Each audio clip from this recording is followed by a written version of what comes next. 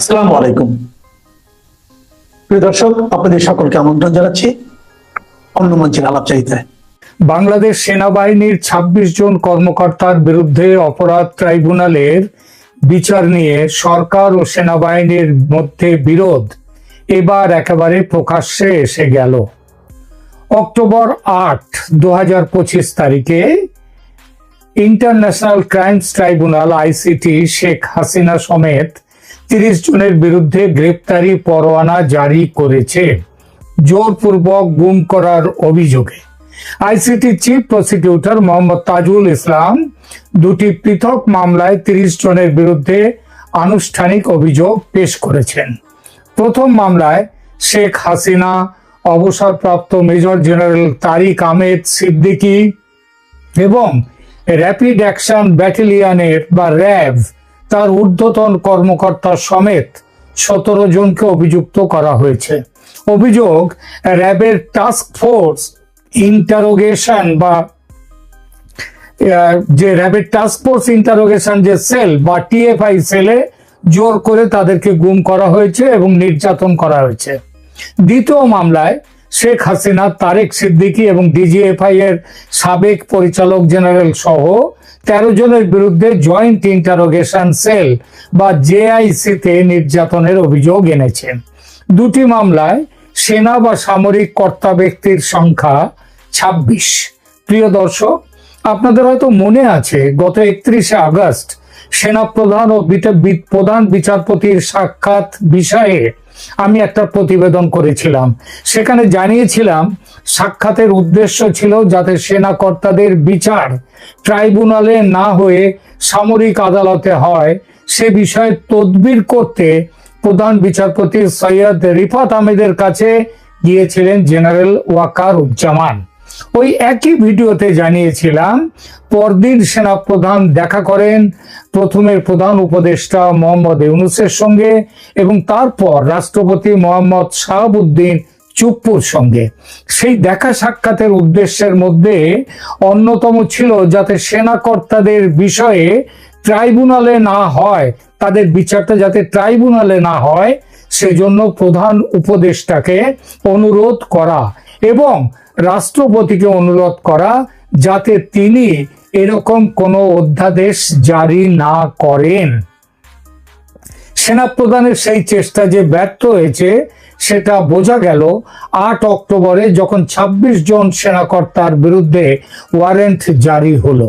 এটা নিশ্চিতভাবে সেনাপ্রধান জেনারেল ওয়াকারুজ্জামানের গত ১৩-১৪ মাসের মধ্যে সবচেয়ে বড় পরাজয়। কারণ এই পরাজয়ের মধ্যে এই যে তার এই লড়াই বলবো, তার যে চেষ্টা তিনি করছিলেন তার মধ্যে সেনাবাহিনীর তার নিজের দপ্তর জড়িত। সামরিক বাহিনীর বিবৃতি অনুযায়ী এই সমস্ত বৈঠক, এই যে ৩টে বৈঠক, সেটা সৌজন্য সাক্ষাৎ হিসেবে বলা হয়েছে। তবে রাজনৈতিক বিশ্লেষকরা বলছেন এই বৈঠকগুলোতে সেনা কর্মকর্তাদের বিচার থেকে রক্ষা করার বিষয় নিয়ে আলোচনা হয়েছিল। প্রাপ্ত তথ্য অনুযায়ী অভিযুক্ত সেনা কর্মকর্তাদের মধ্যে রয়েছেন প্রধান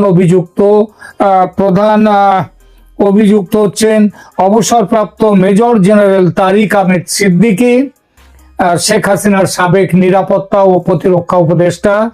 এর সঙ্গে আছেন ডিজিএফআই এর সাবেক পরিচালকগণ। তারা হচ্ছেন লেফটেন্যান্ট জেনারেল অবসরপ্রাপ্ত মোহাম্মদ আকবর হোসেন, মেজর জেনারেল অবসরপ্রাপ্ত Mohammad Touhidul Islam, brigadier general Mohammad Mahbubur Rahman Siddiqui, brigadier general অবসরপ্রাপ্ত আবু তাহের মোহাম্মদ ইব্রাহিম এবং অন্যান্য সেনা কর্মকর্তা যারা আছেন তারা হচ্ছেন brigadier general SM. Zakaria Hossain, brigadier general Imran Hamid, Sheikh হাসিনার সাবেক এডিসি, কর্নেল আবদুল্লাহ আল মোমেন, লেফটেন্যান্ট কর্নেল মোহাম্মদ রেদওয়ানুল ইসলাম, major Mohammad Noman Al Faruk, lieutenant colonel Redwan Ahmed. আর এছাড়া আছেন র্যাবের অভিযুক্ত কর্মকর্তাদের তালিকায় যারা আছেন তারাও কিন্তু মূলত সেনাবাহিনী থেকে নিয়োগপ্রাপ্ত। এরা হচ্ছেন সাবেক ডিজি মোখলেসুর রহমান, অতিরিক্ত DG Ziaul Ahsan, colonel Tofayel Mustafa Sarwar, lieutenant colonel Mifta Uddin Ahmed, lieutenant colonel Mohammad Mahbub Alam, lieutenant colonel Mohammad Kamrul Hasan, lieutenant colonel Sarwar Bin Kasem. সেনাপ্রধান ওয়াকার উজ্জামানের কূটনৈতিক প্রচেষ্টা ব্যর্থ হওয়ার পর, মানে এই যে 8 তারিখে গতকাল এই ব্যাপারে যখন অধ্যাদেশ জারি হয়ে গেল, তারপর সেনাবাহিনীতে ব্যাপক ক্ষোভের সৃষ্টি হয়েছে বলে খবর। গত বছর আগস্ট থেকেই সেনাবাহিনীর ভূমিকা নিয়ে বিতর্ক ছিল। ওয়াকার উজ্জামান গত বছর আগস্টে শেখ হাসিনার পতনে ও নতুন সরকারে যে বাড়াবাড়ি রকমের নতুন সরকার গঠনের জন্য যে বাড়াবাড়ি মূলক ভূমিকা নিয়েছিলেন, সেটা উচিত ছিল না বলে তার যথেষ্ট সমালোচনা হয়েছে। অনেকের মতে শেখ হাসিনার পতনে বড় ভূমিকা ছিল ওয়াকার উজ্জামানের। এখন আবার তার এই ব্যর্থতাকে সেনার একটা বড় অংশ মনে করছে এটাও ওয়াকার উজ্জামানের আর এক ষড়যন্ত্র বা পরিকল্পনা, যেটাই বলেন। কারণ এত দ্বারা হাসিনার বিশ্বাসযোগ্য অফিসারদের কাঠগড়ায় দাঁড় করানো হলো এবং সেটা মেনে নিলেন ওয়াকার উজ্জামান। এবার দেখা যাক এই অধ্যাদেশের সাংবিধানিক সংকট ও তার কি প্রভাব। অক্টোবর 6, 2025 তারিখে অন্তর্বর্তীকালীন সরকার ইন্টারন্যাশনাল ক্রাইমস ট্রাইব্যুনাল 3য় সংশোধনী অধ্যাদেশ 2025 জারি করেছে। এই অধ্যাদেশের ফলে মানবতা বিরোধী অপরাধের অভিযোগে অভিযুক্ত কোনো ব্যক্তি নির্বাচনে প্রতিদ্বন্দ্বিতা করতে বা সরকারি পদে প্রতিষ্ঠিত হতে পারবেন না। মানে তারা ভোটে দাঁড়াতে পারবেন না। এটা ন্যাচারালি বোঝাই যায় যেটা আওয়ামী লীগকে তাকে সামনে রেখেই এটা করা হচ্ছে। সেনাপ্রধান এখানেও কিছু করতে পারলেন না। আইএসপিআর এর প্রত্যাখ্যান। আইএসপিআর আবার তারা বলছে ইন্টার সার্ভিসেস পাবলিক রিলেশনস, তারা একটা বিবৃতি দিয়ে জানিয়েছে আবার যে সেনাপ্রধান জোরপূর্বক গুম, হত্যা বা অন্যান্য অপরাধের সঙ্গে জড়িত কারো জন্য কোনো রকম ইমিউনিটি বা ক্ষমা প্রদান সম্পর্কে কোনো বক্তব্য দেননি। এটা সেই অনেকটা হয়ে গেল না, ঠাকুর ঘরে কেড়ে আমি তো কলা খাইনি। তো সেইটাই বলা হয়ে গেল যে তিনি তো এটার বিরোধিতা করেননি, মানে এদেরকে যে ক্রাইম ট্রাইব্যুনালে বিচার হবে না এই ব্যাপারে তিনি কিছুই বলেননি। আইএসপিআর তাদের বিবৃতিতে জানিয়েছে বাংলাদেশ সেনাবাহিনীর সংবিধান, আইনের শাসন এবং জনগণের প্রতি তার দায়বদ্ধতার প্রতি অঙ্গীকারবদ্ধ। এটা তো একটা অশ্বডিম্ব সম্পর্কে এটাই বলা যায়। কারণ বাংলাদেশে বর্তমানে সংবিধানের ও আইনের শাসন, বিচার প্রক্রিয়ার কি স্বচ্ছতা চলছে সে সম্পর্কে যদি কিছু বলতে হয় তাহলে ঘোড়াও হেসে ফেলবে। ইন্টারন্যাশনাল ক্রাইমস ট্রাইব্যুনাল 2010 সালে প্রতিষ্ঠিত হয়েছিল 1971 সালে যুদ্ধ অপরাধীদের বিচারের জন্য, কিন্তু এখন এটিকে আওয়ামী লীগ আমলের অভিযোগগুলোর বিরুদ্ধে বিচার করছে। 71 যুদ্ধ অপরাধ নিয়ে গঠিত ট্রাইব্যুনাল হাসিনার অপরাধ নিয়ে বিচার করে কি করে? এটা কি 71 মতো যুদ্ধ, স্বাধীনতা সংগ্রাম কি 24-এ হয়েছে, কি হাসিনার আমলে হয়েছে কোনো যুদ্ধ বাংলাদেশে? ট্রাইব্যুনালের 3 সদস্যের বেঞ্চ জাস্টিস মোহাম্মদ গোলাম মোর্তজা মজুমদারের নেতৃত্বে 22 অক্টোবর অভিযুক্তদের আদালতে হাজির করার জন্য নির্দেশ দিয়েছে। দেখা যাক সেনা কর্তাদের গ্রেপ্তার করে ট্রাইব্যুনালে হাজির করলে সেনার মধ্যে কি প্রতিক্রিয়া হয় সেটা দেখার মতো। তবে একটা প্রতিক্রিয়া যে বড়সড় প্রতিক্রিয়া হতে চলেছে সেটা কিন্তু বোঝাই যাচ্ছে। সেনাপ্রধান ওয়াকার উজ্জামান সেপ্টেম্বর 2024 সালে সাক্ষাৎকারে বলেছিলেন যে যাই হোক না কেন অন্তর্বর্তীকালীন সরকারের পাশে তিনি দাঁড়াবেন, মানে সেনা দাঁড়াবেন।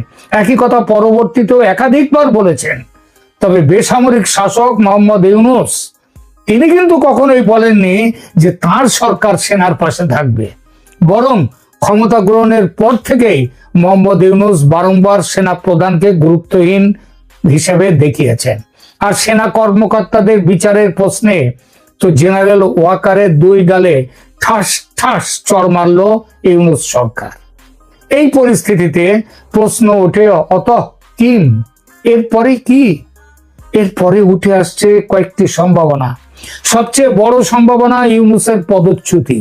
ইউনূসের নয়, সবচেয়ে বড় সম্ভাবনাটা ওয়াকারুজ্জামানের পদচ্যুতি।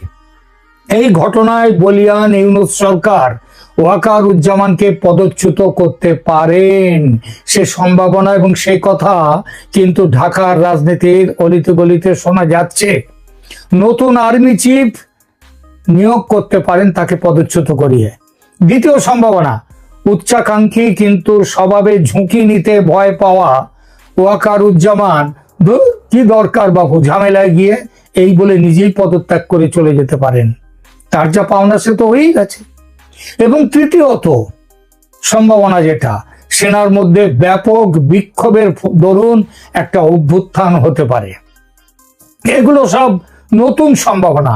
আবার এমনও হতে পারে এসব কিছুই হলো না এবং ওয়াকারুজ্জামান তার পুরনো পথে এতদিন এই গত 13-14 মাস যে রাস্তায় তিনি হেঁটেছেন সেই রাস্তায় তিনি হাঁটতে শুরু করলেন।